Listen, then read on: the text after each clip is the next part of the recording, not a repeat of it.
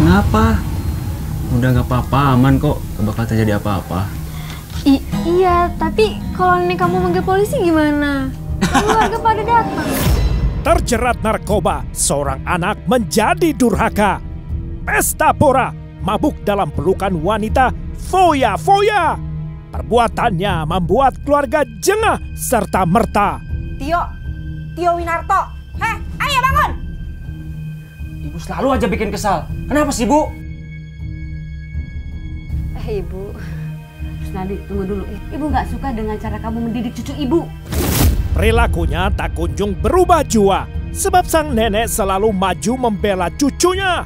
Bahkan karena membuta kasih sayangnya, ia menegur anak dan menantu yang dinilai terlalu keras mendidik cucunya. Sampai sang nenek ditimpa oleh realita bahwa sang cucu memanglah anak durhaka, bahwa segala pembelaannya sia-sia dan konsekuensinya yaitu nyawanya.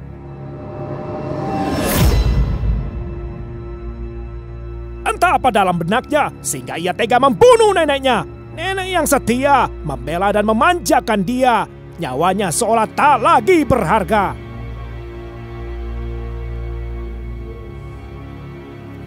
Dijejalkan dalam liang seadanya, cara memakamkan neneknya sungguh amat tak pantas. Perbuatannya benar-benar kelewat batas. Saksikan kisahnya saat lagi. Inilah Rajapati.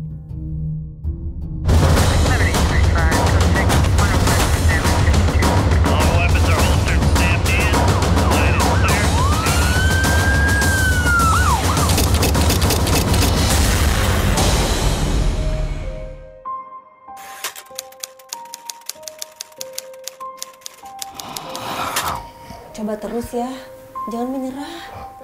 Iya Bu, saya lagi nyoba nih. Nanti juga dia pulang kalau... Kemana sih ini anak? Sepasang suami istri, Edi Siswanto dan istrinya Rusnida, tak tahu harus berbuat apa lagi ketika putra mereka Tio Winarto sulit dihubungi. Terombang ambing gejolak emosi, si kepala keluarga yang kebetulan polisi ini tak bisa berpikir jernih lagi. Duduk perkaranya sudah berhari-hari. Tio Winarto tidak pulang tanpa kabar sama sekali. Sejak usia anak mereka beranjak remaja, tabiat Tio Winarto selalu memberontak terhadap orang tua. Saban hari selalu membuat masalah saja. Walau sudah berulang kali dihukum, tetapi dia tak pernah jera. Berbalutkan kasih, mereka tak mengenal letih. Terus berusaha menghubungi walau terhitung sudah ratusan kali. Sebab Edi dan istrinya Rusnida tetap berharap Tio segera pulang kembali. Gejolak pubertas serta darah muda dipahami orang tua sebagai pemicu kenakalan putra mereka. Namun nyatanya bablas, sebab di bangku sekolah menengah atas, Tio Winarto terjebak dalam pusaran pergaulan bebas. Lantas, Tio di drop out sekolahnya pun tak tuntas.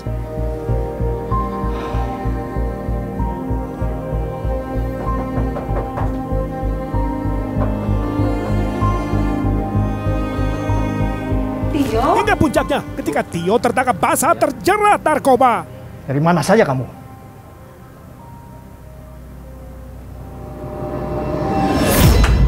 Ayah. Kurang ajar. Sejak itu suburlah prasangka. Konflik keluarga tak reda-reda. Dengan konsekuensinya, Tio bolak-balik berobat ke panti rehabilitasi narkoba. Apa ini? Ayo jawab apa? Itu punya temen ya, itu bukan punya Tio.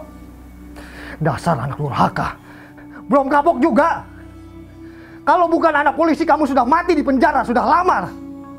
Bener ya, itu punya temen tadi nitip. Bu, ibu percaya kan? Jujur Tio, ini punya siapa? Malu ayah punya anak seperti kamu. Udah ya. Edi Siswanto murka, suasana rumah mencekam jadinya. Edi menanam api kebencian dalam hati Tio anaknya. Perlahan kian membara. Tio gelap mata, lalu nekat minggat dari rumah. Kamu pikir kami bodoh? Berhenti sudah. Jangan bunuh anak kita. Sudah berhenti. Kurang ajar kamu. Sabar. Berhenti, ayah. Masa pulang sekalian kamu keluar. Sabar. Tia. Ya. Tio. Tio. Jangan tinggalin ibu, nak. Tio. Jangan tinggalin ibu. Ibu mohon jangan tinggalin ibu. Ibu kayak bisa hidup tanpa kamu, Tio. Tio. Tio, kembali, nak. Jerit tangis Rusnida, ibu kandungnya, tiada ampuh mencegah Tio minggat dari rumah. Akhir dari peristiwa, kedua belah pihak kalah. Tio terputus hubungan dengan orang tua, dan sebaliknya, Edi dan Rusnida memikul rasa kecewa. Adalah cerita di balik peristiwa. Sejak kecil, Tio Winarto memang selalu mendapat perlakuan istimewa. Paling utama, perlakuan khusus dari Hajat Tiamah, neneknya. Ibu, lagi ngapain? Kok setrika bajunya Tio? Biarin aja, biar rapi. Ibu, biar sama saya saja, Bu. Biarin buat cucu ibu, biarin. Biarin, Ibu. Kasihan cucu ibu, biarin aja, biar rapi. Ya ampun, Bu. Waduh, udah jam 8. Tio udah bangun belum ya? Wah, gawat. Aduh. Tio Winarto. Ayo cepat bangun.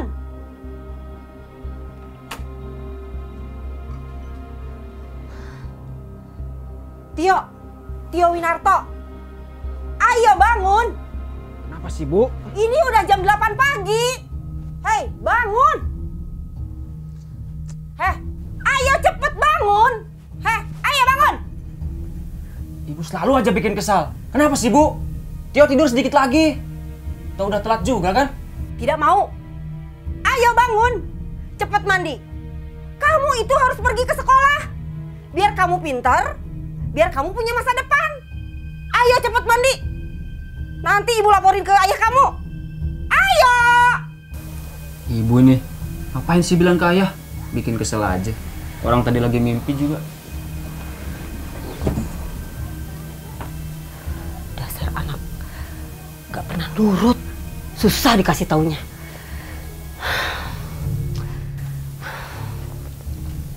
Ibu. Tunggu dulu, Rusnadi. Iya, Bu. Ibu mau ngomong sama kamu. Iya, Bu. Ada apa? Ibu nggak ngerti ya sama kamu ya. Gimana ya? Ibu nggak suka dengan cara kamu mendidik cucu ibu. Menurut ibu, kamu itu terlalu berlebihan. Loh, kenapa, Bu? Apa saya terlampau kasar? Saya begitu itu karena saya sayang sama Tio. Biar Tio itu nggak jadi pemalas dan manja, Bu. Ibu tahu, tapi cara kamu itu. Lihat suami kamu. Ibu sendiri yang membesarkan dia. Ibu nggak pernah berkata kasar. Nggak pernah memukul dia. Nggak pernah juga bentak-bentak dia. Iya, Bu. Kalau saya salah. Oleh karena sikap Nenek Tiamah, seringkali si cucu kesayangan menjadi besar kepala. Tahu benar caranya mengakali orang tua dengan berlindung pada neneknya.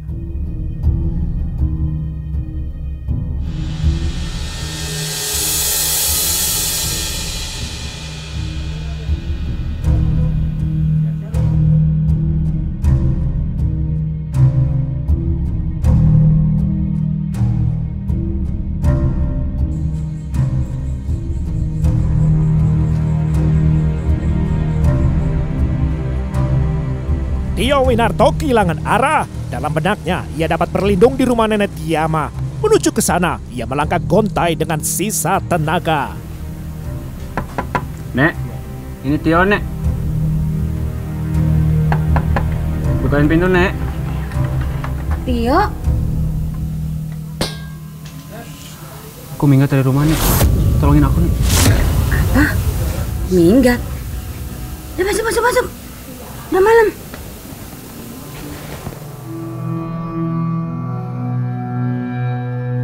Ada apa, Tio? Kok jadi begini? Tio minggat dari rumah, Nek. Tolongin Tio, Nek. Apa? Minggat? Kok bisa sih? Tadi Tio bertengkar sama ayah. Tio dipukul ayah, tapi ibu waktu itu diam aja. Astagfirullahaladzim. Tapi kamu nggak apa-apa kan? Muka Tio sakit nih. Terus bibir juga tadi berdarah. Ya sudah, mulai malam ini kamu tinggal di rumah nenek ya.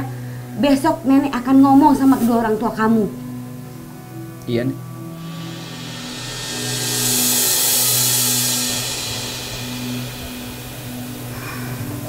Diminum ya. Makasih ya nih. Dimakan.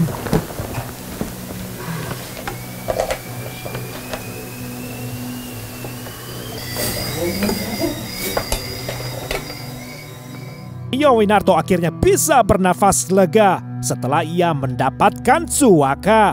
Sebab nenek Tiama tidak tega melihat cucu kesayangan yang berusia 19 tahun itu sengsara.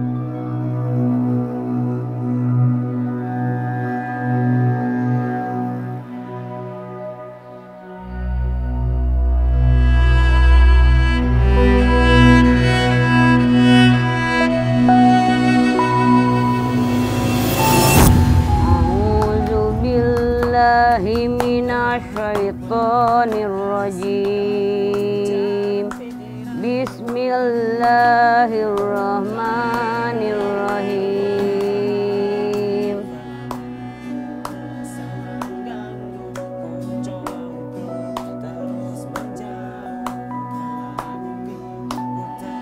Setelah hidup bersama selama setahun, sikap dan pendirian nenek Tiama mulai berubah lambat laun. Sebab ibarat serigala berbulu domba, Tio Winarto mulai memperlihatkan taringnya. Bismillahirrahmanirrahim. Qul a'udzu birabbin nas, malikin nas, ilahin nas. Engkau bukan segan lagu, bukan tempat untuk hentikan langkahku.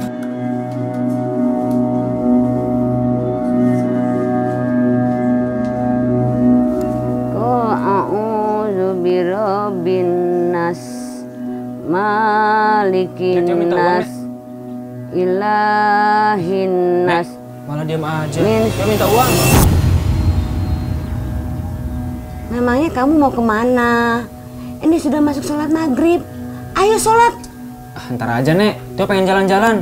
Tio bosan seharian di rumah. Ayo, mana uangnya? Tuh teman-teman Tio udah nunggu. Selalu soal fulus yang dipikirkan dan diminta oleh Tio dengan penuh akal bulus. Balasan pahit untuk kasih sayang nenek Tiama yang tulus.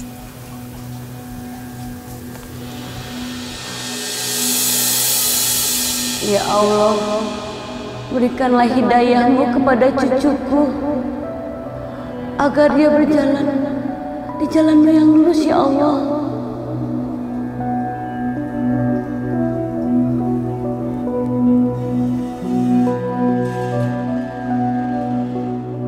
Setelah sekian lama, tabir sandiwara Tio tersingkap juga. Bahkan secara terbuka, Tio berpesta pora bersama teman-teman dan pacarnya Vicky Tiara. Saban hari asik pesta narkoba. Hura-hura! Tia! Tia! Tia! Kenapa? Udah gak apa-apa, aman kok. Gak bakal terjadi apa-apa. Iya, tapi kalau nenek kamu manggil polisi gimana? Keluarga pada datang. Panggil polisi? Wah, kok malah ketawa sih? Udah, tenang aja. Aman kok. Di rumah ini kan aku cucu kesayangannya nenek. Terhadap sosok nenek Tiama, tiada lagi segan kepadanya. Orang tua masih mencoba menyelamatkan masa depan anaknya. Tio yang putus sekolah didaftarkan ikut kelompok pelajar paket C agar bisa mengantongi ijazah setara SMA. Namun semua sia-sia. Tia! Tia! Lagi nenek Tiama memilih mengalah.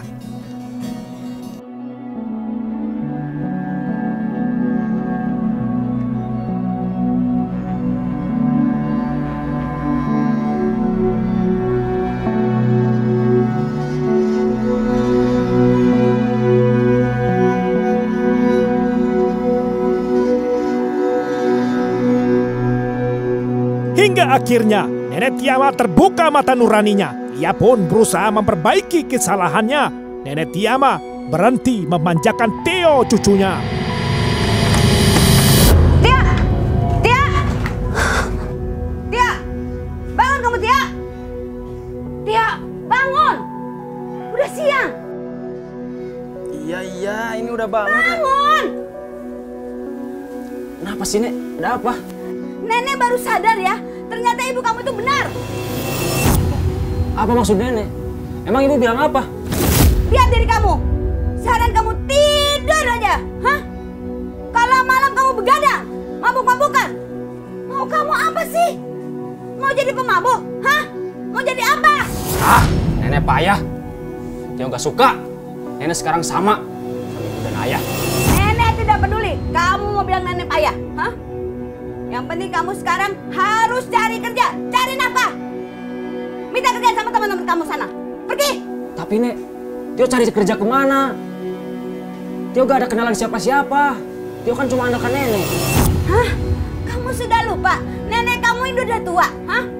Kalau nenek kamu udah nggak ada, kamu mau makan apa? Hah? Pokoknya mulai sekarang nenek pengen lihat kamu bisa berusaha. Cari uang, atau kamu minggat dari rumah nenek sekarang juga. Tio Winarto benar-benar tidak menduga serta belum siap mendengar ultimatum dari Nenek Tiama. Sosok yang selama ini menyediakan zona nyaman kini berubah malah menebar ancaman. Tio Winarto pun sakit hati, bahkan timbul di hati godaan untuk menyemai niat melakukan aksi Rajapati.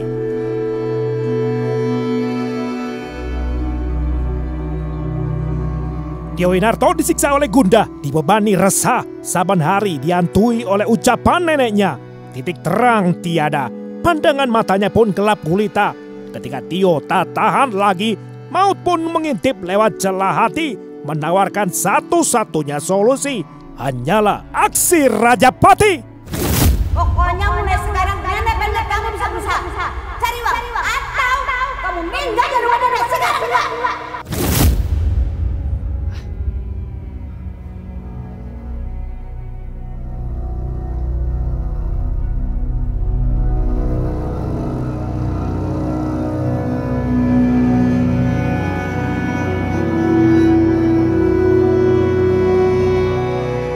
Selangkah lagi, Tio bakal menyanggupi aksi Rajapati.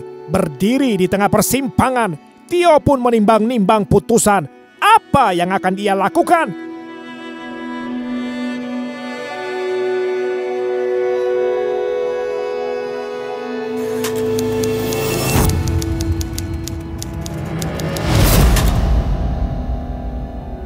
Tio Winarto bimbang di persimpangan.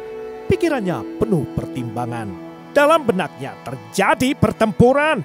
Ia diam membeku, menunggu waktu sampai pilihannya mengerucut menjadi satu. Lantas Tio memilih jalan pintas bahwa sang nenek harus segera ditumpas.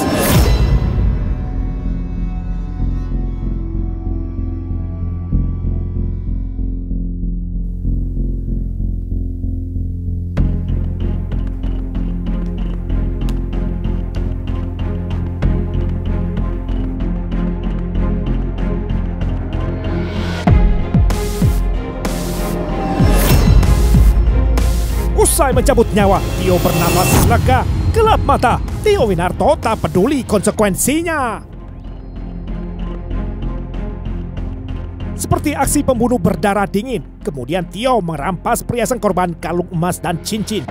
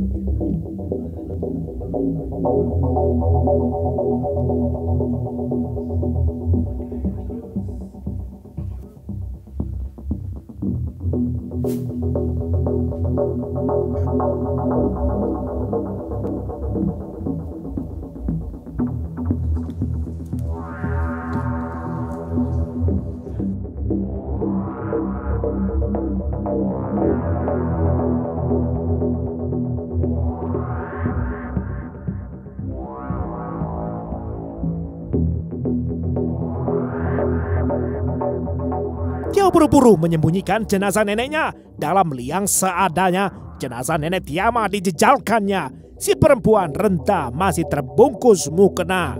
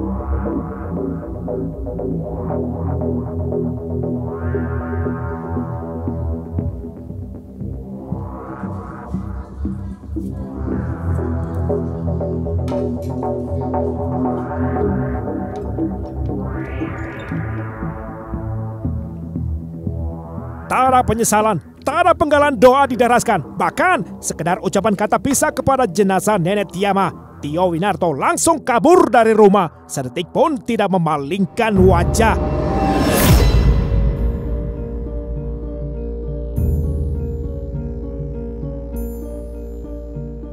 Ya, Tio di mana ya? Tenang aja, Bu. Biasanya sih dia main ke sini. Esok harinya, Edi Siswanto dan Rusnida istrinya berkeliling mencari-cari nenek Tiama. Awalnya mereka mengira nenek Tiama dibawa pergi oleh Tio anak mereka. Khawatir, Ayah. Pergaulannya aja udah gak jelas. Aduh. Ya gitulah.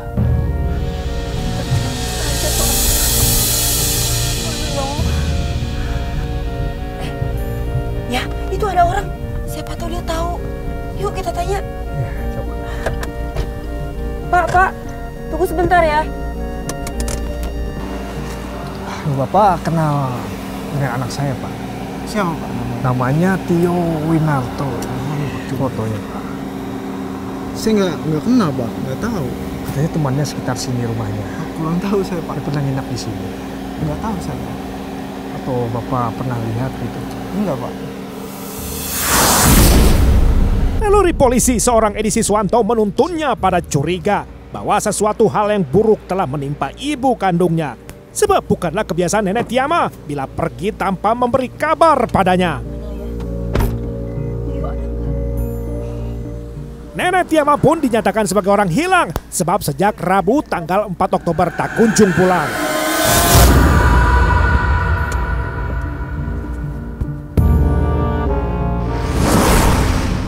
Barulah 4 hari kemudian, bulan Oktober di hari Minggu tanggal 8, akhirnya tersingkaplah misteri peristiwa pembunuhan. Ketika Edi Siswanto mempersiapkan rumah untuk acara yasinan keluarga untuk mendoakan kepulangan nenek Tiama ke rumah. Tanpa sengaja, Edi menemukan gundukan tanah. Setelah diperiksa, menguar aroma tak sedap yang menimbulkan curiga. Bersama beberapa warga membongkar gundukan tanah dan semua keluh lidah saat menemukan jenazah nenek Tiama. Di mana Tio Winarto berada, sama sekali tak ada kabarnya. Sehingga penyidik Polsek Rumbai Pesisir tambah curiga. Pembunuh nenek Tiama diduga kuat orang terdekatnya. Pun satu nama sudah didapuk sebagai terduga pelaku utama pembunuhan, yakni Tio Winarto, cucu kesayangan korban. Apalagi kondisi fisik rumah masih utuh adanya. Tidak ada kerusakan pada daun pintu atau jendela. Ditambah lagi oleh keterangan saksi keluarga bahwa Tio punya riwayat bermasalah dengan narkoba. Pelaku utama cucu korban atas nama inisial P dan perempuan atas inisial V yang kita tangkap di Sungai Jodoh, Batam. Dari hasil pemeriksaan dan keterangan, yang bersangkutan mengakui melakukan pembunuhan dikarenakan dimarahi oleh neneknya. Lokasi yang lebih terperinci, Tio Winarto dan pacarnya Vicky Tiara ditangkap polisi ketika sedang sarapan pagi. Kongko di bilangan Nagoya City Center, Batam, Kepulauan Riau di sebuah kedai kopi. Sejumlah barang bukti pun disita polisi, sementara perhiasan korban nyaris terjual semua. Dari tangan mereka, penyidik hanya bisa menyelamatkan seuntai kalung emas saja. Melego perhiasan neneknya, Tio meraup uang 7,8 juta rupiah yang digunakan untuk beli narkoba, foya-foya, serta pesta pora di klub malam bersama pacarnya Vicky Tiara.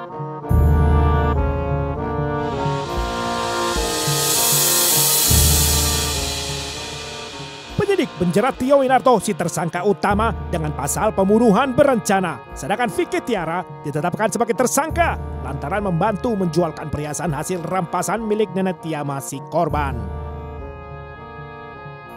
Pada hari Senin 19 Maret 2018, Majelis Hakim Pengadilan Negeri Pekanbaru menyatakan bahwa Tio Winarto terbukti bersalah sehingga menjatuhkan vonis pidana 18 tahun penjara terhadap terdakwa. Pacar Tio, Vicky Tiara, yang juga duduk di kursi pesakitan, tak luput dari hukuman. Ia dinyatakan terbukti bersalah pula, dengan kemudian ganjarannya pidana 1 tahun penjara. Apa yang mau disampaikan kepada keluarga? Saya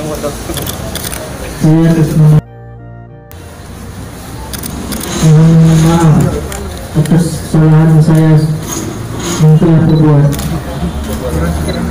membunuh nenek saya yang bernama Hajah Tiara. Saya sangat menyesal.